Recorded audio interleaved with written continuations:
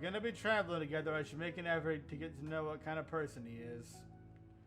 I walk over to Zach. Hey.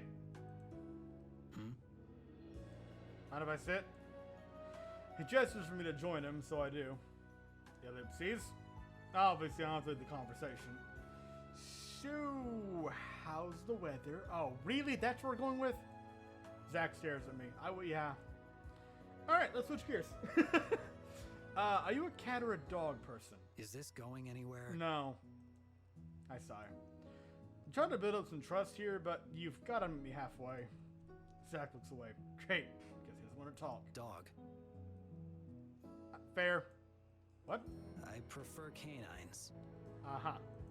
Oh, cool. The silence creeps in again. So we're all going to Illumia? Yep. What brings you there? I'm meeting someone. Don't ask who. Oh, a friend? Someone from work. What do you do? I'm a mercenary. Okay, that... Well, might explain the bounty then. This explains so much. I have to. It all makes sense now. What does? Everything about you, the angst, the hard-boiled exterior, the frequent cold shoulder. You're totally the brooding main character from one of my JRPGs. What are you talking about? He stares at me and I smirk. That's exactly how one of those MCs would react. So, why are you going to Illumia? Leon is taking me to the Mage Academy. He studies me again. Are you a mage? You don't have a manipulator. I shake my head. No, I'm looking for answers. He nods and understands doesn't pry. Although I should try to stop at a yawn escapes. You should get some sleep. We have an early start in the morning. Yeah, that sounds familiar. I push myself to standing. Night, he nods. Well, okay, it was a chat. Maybe it'll help. I hope. I just want to be friends, okay? I lie down on my bedroll and scooch around to get comfortable. I try closing my eyes to sleep, but something still doesn't feel right. Oh yeah, I need a pillow. Don't use the pongo. Sitting up, I look around. Okay. Sitting up, I look around for anything I can use. My gaze falls on the pongo, who now rests beside Liana. No, I'm not gonna use the. I don't. It may not hurt it, but that just something about that just feels wrong. It just no. The little pongo rolls over in his sleep.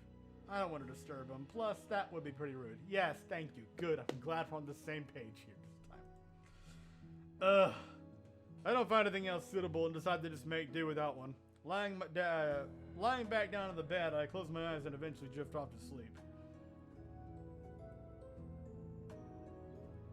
Okay, the goodnight music is blending in and being partially drowned out by the backing track. A dull throbbing on my back pulls me awake. I hadn't fully appreciated the magic of mattresses until now. A yawn escapes and I stretch widely. Aside from the achiness, I actually feel well rested. I have a bonus to XP today. Well, for the next 8 hours or so. I sit up and glance around. Zach leans against the tree with his head down. His hair covers his eyes, so I can't tell if they're open or closed. Okay. Regardless, his hands rest on the handles of his dischargers.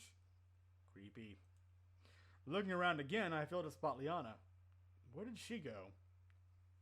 I think I hear her cry in the distance. Not her? I should go investigate. This is gonna... Alright. Crossing over a hill, I see Liana practicing in an open field. She grips her blade in a fighting stance, her face stern with concentration. Kia! She swings her blade in a high arc, ending with a graceful spin. Judging by how fluid and accurate her movement is, it's clear that she's dedicated many years of perfecting her craft. Her hair whips around her as she turns, but never seems to blow in her face. Even with heavy armor, her movements are still nimble. Heavy? Her armor didn't really look that heavy, okay? She's not wearing like a full set of plate. And even then, people wearing full plate can still be pretty active. As if she's wearing no armor at all. It's like I'm wearing nothing at all. Nothing at all. I wonder if all that has to do with her wind magic. Or just, you know, practice and building up strength and endurance. Nah. Once she notices me, she lowers her sword.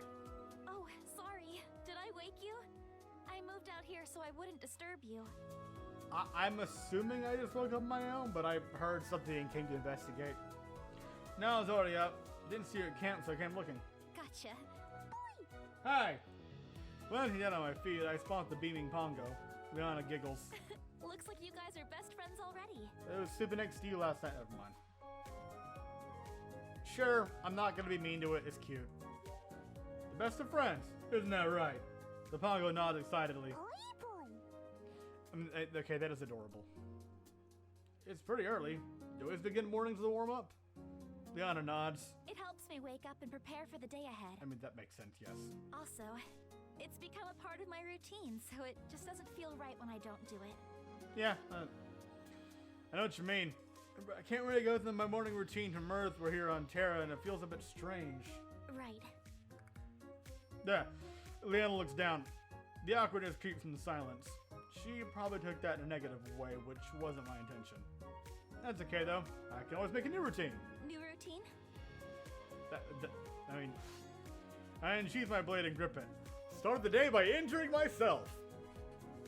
This morning practice you do seems like a good place to start. She grins. Considering how well you handled yourself yesterday, I'm curious to see what's the extent of your skill set. And kind of barren. I smirk.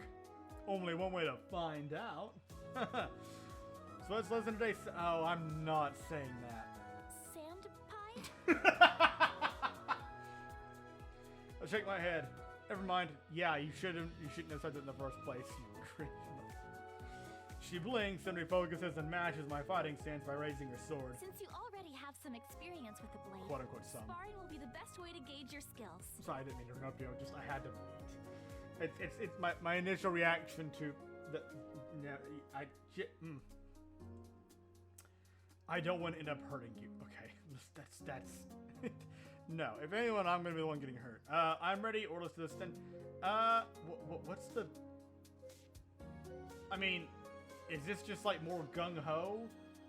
I'm ready. Let's just go with that. I tighten the grip of my blade. Ready when you are. Here I come. Okay. Oh. All right. I was kind of. Am I gonna get one of those little things again, or not? Liana dashes toward me. Her movements seem slower than what they were during the bandit fight. Probably because she's going easy on you because you're kind of a novice. It seems like she isn't using wind magic. Oh, okay. Heart of Sword. Click the icon as fast as you can. Right. Oh, what?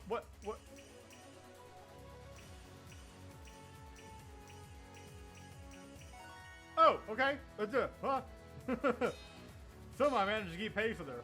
Every time I think I'm about to get the upper hand, her intensity increases until we're equally matched again. There's different versions. Oh god. Even so, I can feel her holding back. Without using magic, mage knights are still a formidable opponent with the sword. I mean, you're also just... Of course she seems formidable. Partly because A, she knows what she's doing, and B, you don't. Or, well, you barely do. Even so, I can feel her holding back. Without using magic, mage knights are still a formidable opponent with a sword, especially if they're anything like Liana. We go back and forth with a few more swings until Liana strikes from above. I hurriedly block at my sword, but I lose my balance in my hurry and topple to the ground, landing on my back. Ow! Liana kneels down beside me. Your fundamentals are solid. If you keep practicing, I'm sure you'll be a formidable warrior in no time. I appreciate the vote of confidence. Thank you. That's pretty high praise when it's coming from you, the one who's, still crouching, but the one who didn't fall down. She smiles and blushes. I don't see a blushy, so I don't know. Liana extends the hand and helps me back onto my feet. It would be better if I could watch you spar with someone else. That way, I can see your movement from different angles and give you better feedback. Hey, Zach! But he has guns, so that wouldn't be fair. I'm not a Jedi. I can't go in here blocking, blaster bolts. Probably melted my sword, wouldn't it? Unless the Pongo can use a sword, the only other option is Zack. He doesn't use a sword. I look around and spot Zach leaning against a tree closer to our sparring location. He watches us with his arms crossed. Wait, how long has he been there? Liana rushes over to him. Zach! Hey, can you come kill the newbie? Would you be willing to duel with him? There's no width in there. There's no width. She points to me. Who else does she mean? I'd like to get a better look at his technique. I want to see him get chomped by somebody else. He merely stares at her. Oh, right. You need a blade. Liana hands a blade to Zach. He takes it from her and inspects it. I mean, I'm a little disappointed he isn't proficient in, like, gun fu. Just go in and use your fucking guns as melee weapons. Just fucking pistol whip me. Ow. It's like, don't actually. What are the rules of the duel? Don't kill him. Standard spar. Be the first one to knock your opponent to the ground. Still living. Because, you know, knocking to the ground, you could also mean kill them. Zach nods and heads toward the field. As Yana returns towards me, we share a glance. That was surprisingly easy. I guess it's not a mercenary's nature to back down from a fight, even if it's a fake one. Are you two ready? Sure. Oh god. I step a decent distance away from Zach and ready my blade. Yep. Zach continues to stand there. I look to Liana again and she just shrugs. He nods. Okay, begin. You guys in this time. I rush forward. And suddenly I'm on the ground, staring up at the sky with an aching pain in my chest and the wind knocked out of me. He shot me, didn't he? Fair play. I groan. Strange. I thought he'd last at least 2 shots. Zach!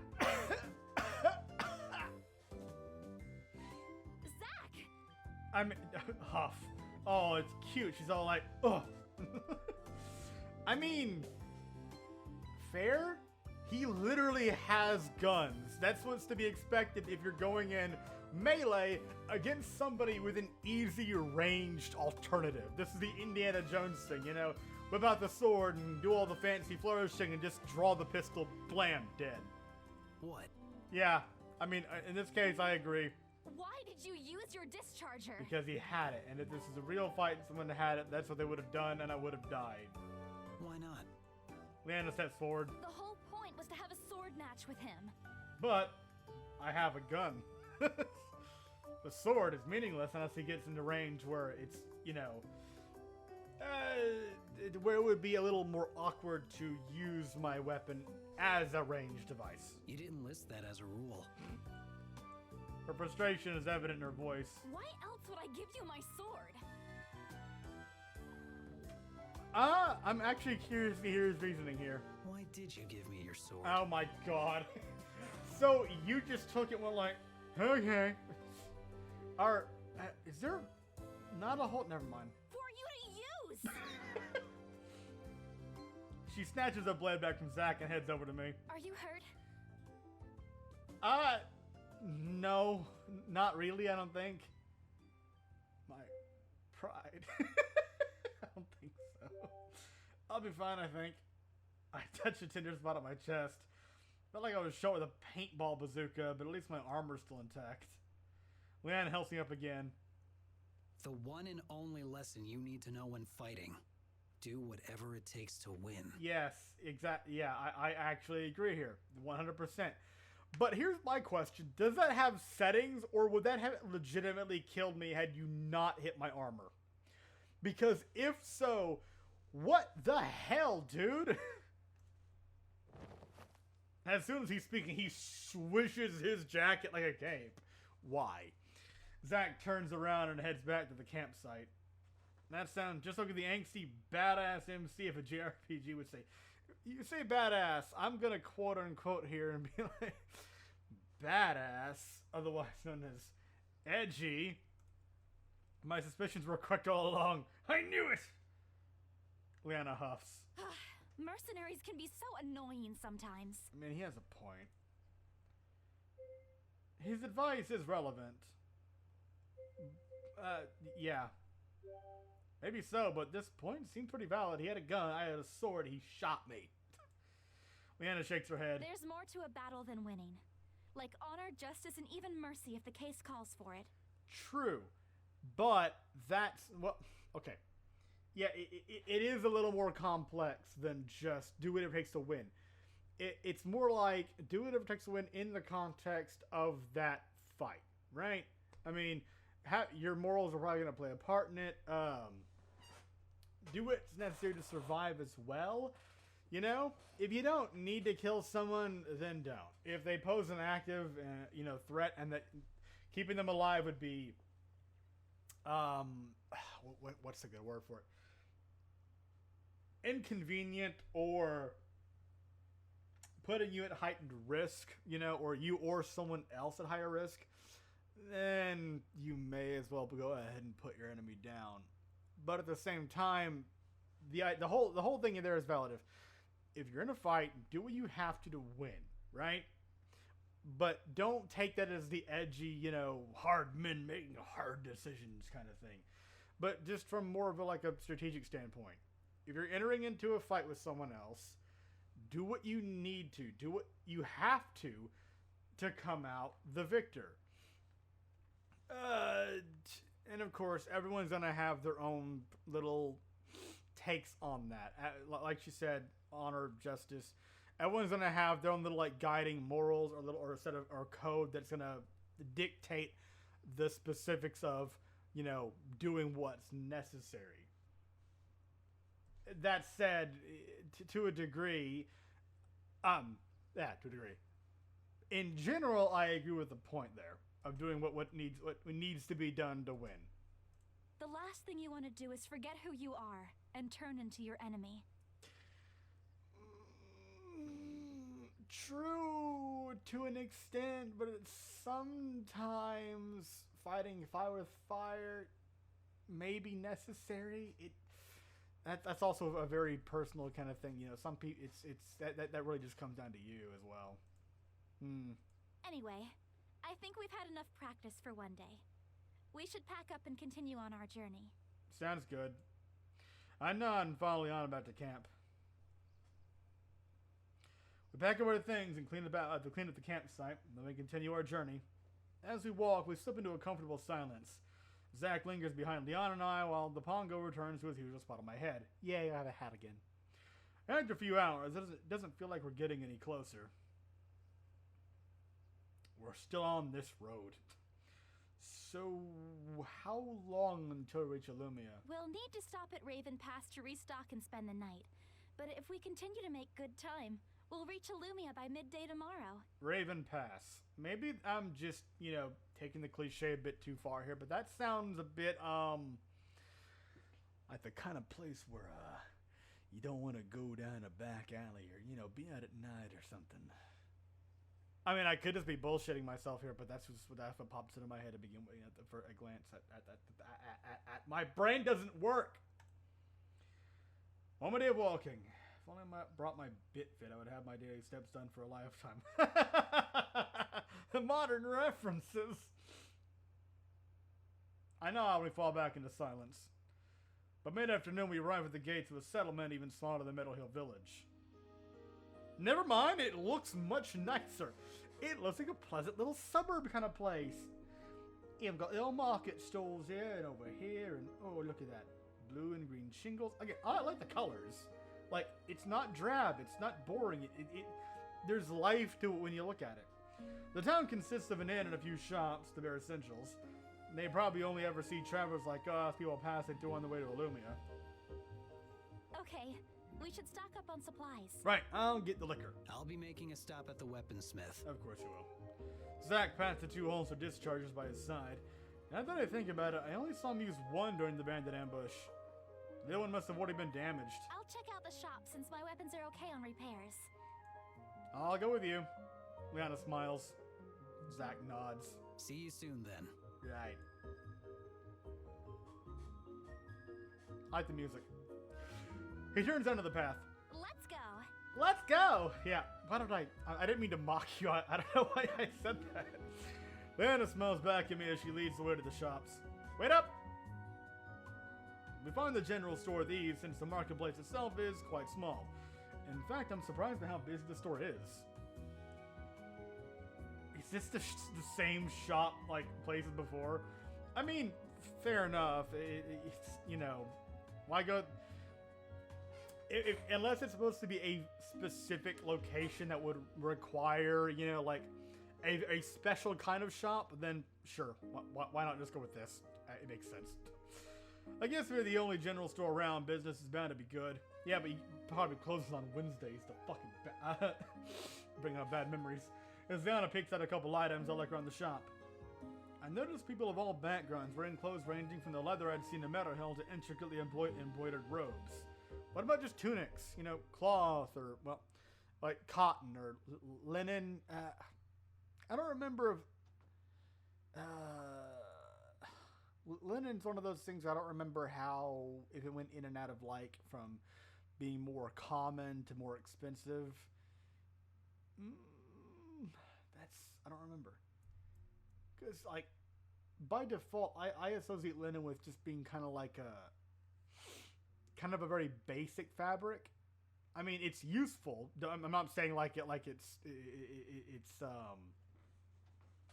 I'm not trying to say that linen doesn't have its uses, or it doesn't have like legitimate applications or something.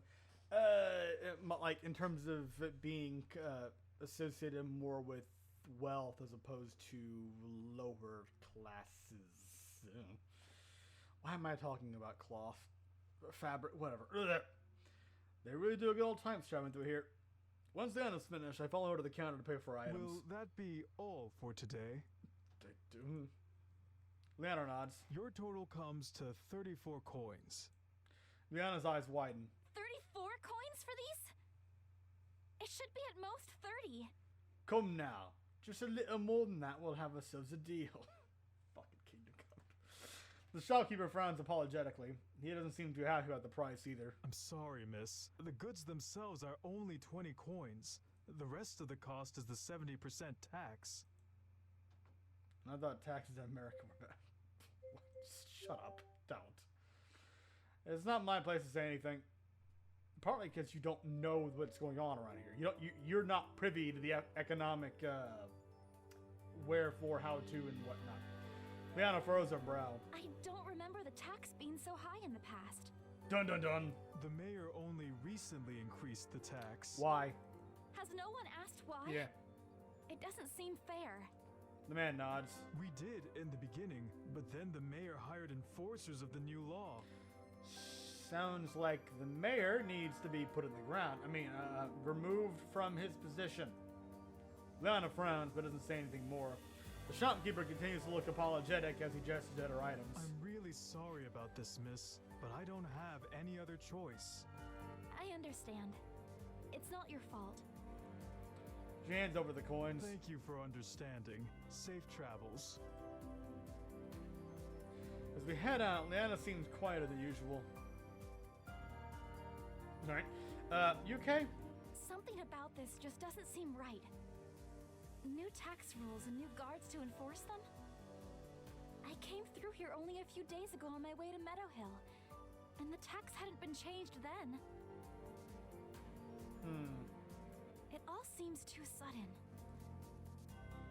Yeah, I'll give you that. It does seem pretty suspicious.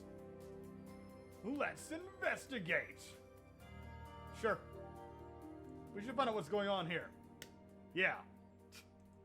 Liana blinks. Really? I mean, I was kind of, I don't know. I wasn't sure if you'd actually go with that or not. I nod. We can't just leave it alone if something foul's at play here. Liana smiles. You're right. Oh. Oh no, I just did. Oh, I was impulsive. Oh no. Anyway, let's go meet up with Zach. Zach, yeah. Okay. I nod. Damn it. We make our way back to the lane of Armory and Smiths and peek through a few shop windows before we spot Zach. A guard looms over him. This doesn't look promising. Liana frowns me into the shop. This doesn't concern you. Stay out of it. It may or may not. What's happening? It became my concern when you threatened him in front of me. Okay, right. So we got this kind of character going. All right. Threatened? All I told him was what may happen to his store if he doesn't pay up for these protective services. It is a protection racket. It is. It's a fucking mafia works. Leave. Now. The guard laughs. What makes you think I'd listen to you? Zach glares at the guard as he flips open his coat and reveals a discharger. He grips the second discharger on the table. The color drains from the guard's face. 2 dischargers with purple spheres and a black trench coat. It can't be. Zach shifts slightly, increasing the ferocity in his eyes. The guard tries to hide his fear with false bravado. He frowns and turns toward the shopkeeper. You're lucky your friend was here today. He won't always be here, though. Okay. that's like... And now we know to bury you out somewhere away from the town, right? Yeah. After imparting one last subtle... Alright, no. No. There should be quotation marks around that. There was nothing subtle. That was a hammer over the head.